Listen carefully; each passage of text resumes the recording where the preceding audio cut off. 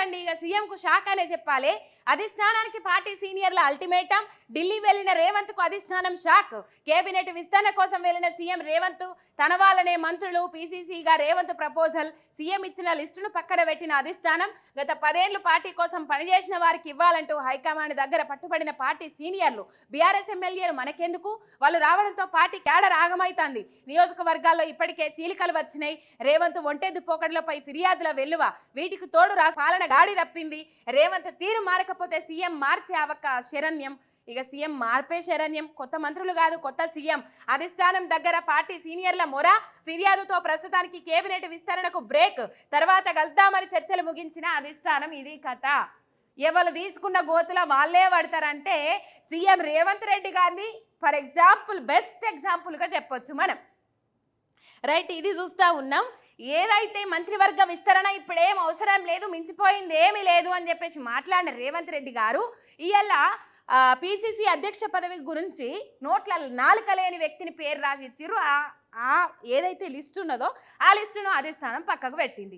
ఏమన్నారు, ఇప్పుడు 37 చైర్మన్ పదవులు ఏవైతే ఉన్నాయో, నామినేటెడ్ పదవులు ఏవైతే ఉన్నాయో, ఎటువంటి జీవో పాస్ కాకుండా ఎవరికి ఆశలు ఉండద్దు అని చెప్పేసి ఆశావహులకు ఆశ చూపెట్టేందుకు, ఎరవేసేందుకు ఈ 37 నామినేటెడ్ పోస్టులు నామకే వాస్తు అది వేసిర్రు. ఆ పేర్లు తీసుకుపోయి ఆడబెట్టిర్రట. ఇప్పటికి కూడా నామినేటెడ్, నేనే నామినేటెడ్ పదవి, నాదే నామినేటెడ్ పదవి అని చెప్పేసి సంకలు గుద్దుకునేటోళ్ళు జర ఆ సంతోషానికి జర బ్రేక్ అయ్యిండ్రి.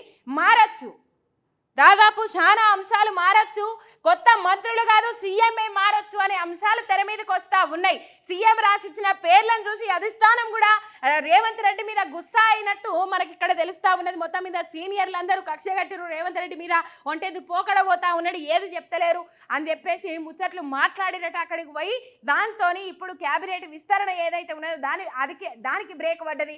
అట్లనే పీసీసీ అధ్యక్ష పదవికి కూడా బ్రేక్ పడ్డ అంశాలు మనం ఇక్కడ చూస్తా ఉన్నాం. మరి కొత్త మంత్రులు కాదు, కొత్త సీఎం సీటుకే ఎసరు పడ్డది. ఈ అంశం బాగా తెర మీదకి వస్తే రేవంత్ రెడ్డి తనతోనున్న 30 మంది 25 నుంచి 30 మంది ఎవరైతే ఉన్నారో, ఇప్పుడు బీఆర్ఎస్ నుంచి చేర్చుకున్న వాళ్ళు ఎవరైతే ఉన్నారో వాళ్ళను పట్టుకొని బీజేపీలకు పోతాడు, అందుకే చేరికలకు తెరలేపుతా ఉన్నాడు అనే అంశాలు కూడా బాగా గట్టిగా వినిపిస్తా ఉన్నాయి.